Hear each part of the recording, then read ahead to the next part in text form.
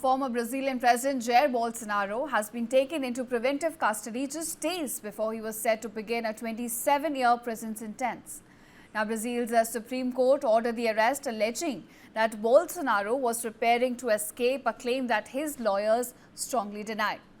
Now, Bolsonaro, convicted earlier this year of attempting a military coup after losing the 2022 elections, was already under house arrest.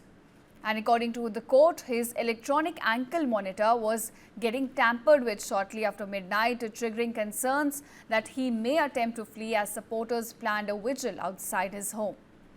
Now, the ruling also pointed to past intelligence suggesting that Bolsonaro had in fact considered seeking asylum at a foreign embassy as well.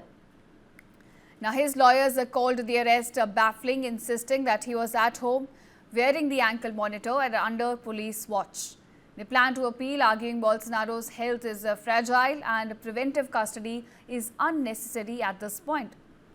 Now, the Supreme Court's order will in fact move through the appeal process as Bolsonaro's legal troubles continue to escalate.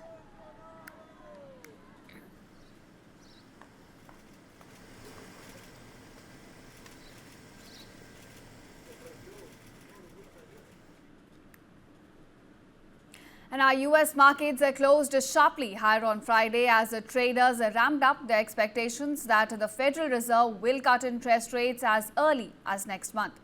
Now, the rally, however, wasn't enough to offset the week's overall losses, with still concerns hovering over stretched technology valuations weighing on the sentiment. Now, all three major indexes finished this week in the red despite today's strong rebound. Here's a report on these developments. U.S. stocks ended sharply higher on Friday, with the Dow and S&P 500 each adding about 1% and the Nasdaq gaining just under 1%. But all three indexes posted losses for the week amid concerns over lofty tech valuations. That was exacerbated by shares of Nvidia, which initially rose after the chipmaker's strong earnings report on Wednesday, but led a widespread sell-off a day later. Anna Rathbun, founder and CEO of Grenadilla Advisory, explains. I think the NVIDIA effect of the week was overdone. There was a lot of fear going into it, anticipation. If NVIDIA was to sell, it didn't mean that we needed to sell Gap, right? So there was sort of a dump everything effect. And I think today it's turning around. But we remember there's also weakness in the economy. There's a lot of things that the market has to digest going into the end of the year. So I would sort of look at today as dip buyers coming in temporarily. But next week, we'll see where the direction of the market is and whether or not that has staying power. Shares of Nvidia briefly jumped in afternoon trading after sources said the Trump administration is considering green-lighting sales of the company's H200 AI chips to China. But the stock still ended down 1%. Among other movers, shares of Eli Lilly gained 1.5% as the company became the first drug maker to touch a $1 trillion market capitalization. And shares of Gap rose more than 8% after beating Wall Street expectations for third-quarter sales and profit, helped by strong demand for its Old Navy and Banana Republic apparel. And now, as the new week is about to begin, major business stores are on the radar. From Black Friday sales that could shape the U.S. holiday season to fresh concerns surrounding Bitcoin. Here's a look at the key events which are set to drive market and global finance in the coming week. From Black Friday kicking off holiday shopping in the U.S. to Bitcoin coming under fire, these are the stories to watch in business and finance in the coming week.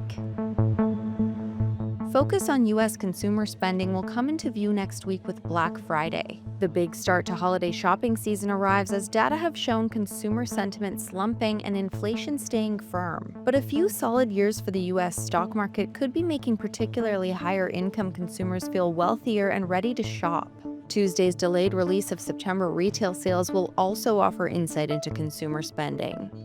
The budget wait is almost over in the UK, but market volatility is likely not. Finance Minister Rachel Reeves is expected to need to raise tens of billions of pounds to meet her fiscal targets in Wednesday's budget. That has the Labour government walking a tightrope as it tries to reassure bond markets that it can be trusted to be fiscally prudent, while appeasing voters that pledges to not hike taxes will not be broken. Recent selling in bonds, sterling, and bank shares shows markets on edge.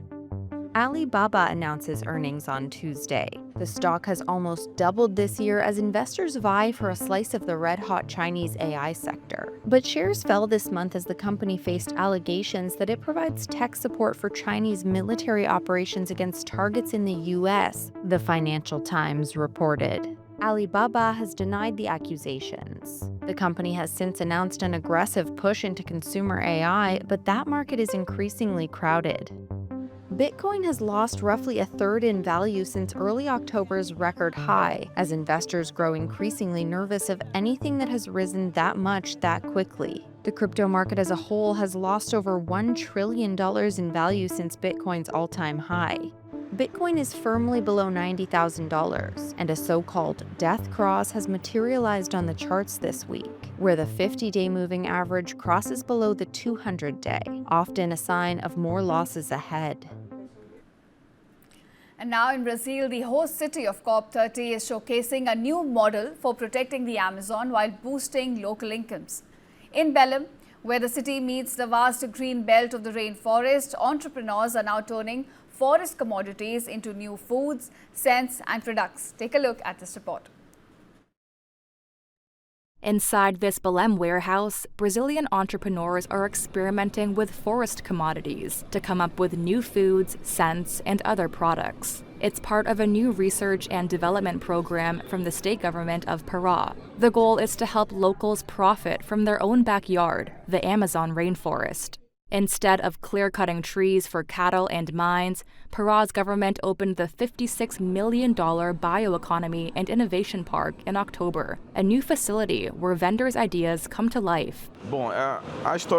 Chef Leonardo Souza says he gets goosebumps talking about how the new park has helped him scale up production of his artisanal salt, flavored with Amazonian herbs, from 60 jars per day to about 1,000. The idea of a robust bioeconomy is building on an already solid base in Pará State. Down the river from the park is Belém's open-air Vero Peso market, where vendors have been selling rainforest products since 1901. During the day, you can find Bete Chiracinha, a fifth-generation herb seller who sources plants from river communities and uses indigenous knowledge to make tinctures. Each of these herbs has a meaning. Each one is used to treat a specific problem. The Amazon is also very important to us here. Every night, riverboats unload bushels of acai for shipment across Brazil and abroad. Acai is the country's most ubiquitous Amazon product. The popularity of the antioxidant-rich berry has driven market growth projections from over $1 billion in 2024 to over $3 billion by 2032, according to Brazil's government. Pará's new program is a small part of Brazil's plan to show the world it can find a way to protect the Amazon rainforest and ensure jobs and money for its residents.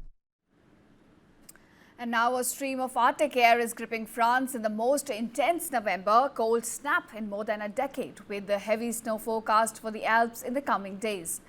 Now, France is poised to see the most intense cold since 2013, according to experts.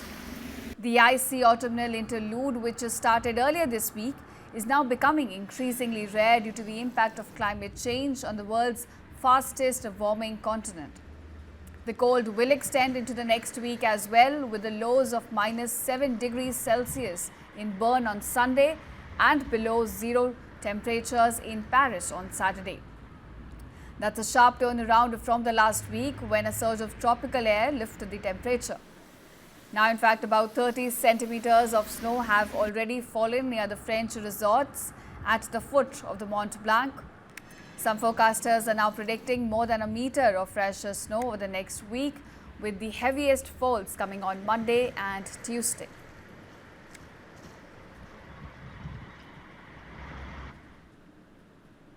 And now shifting focus, continuous rains and floods have killed at least 41 people in central Vietnam since the weekend, while a search continues for the still 9 missing people. The deluge has now submerged more than 52,000 homes and left 500,000 households and businesses without power, according to reports. Tens of thousands of residents have been evacuated from the flood-affected regions. This as the rainfall has now exceeded 1.5 meter in several areas of the past 3 days, even rising beyond the 1993 flood peak to about 5.2 meters in some areas. Now, extreme weather has battered Vietnam in recent months. 2 typhoons left, in fact, behind a trail of death and destruction within weeks of each other. The areas which are worst hit by the latest rainfall include the coastal cities as well as the key coffee production belt in the central highlands, where farmers are already reeling from a stalled harvest because of the earlier storms. Now, in the country's biggest coffee growing region, tens of thousands of homes have been submerged. The province has now declared a state of emergency after landslides also damaged major roads and highways. So clearly, grim situation on the ground. 41 killed and the search for 9 missing continues.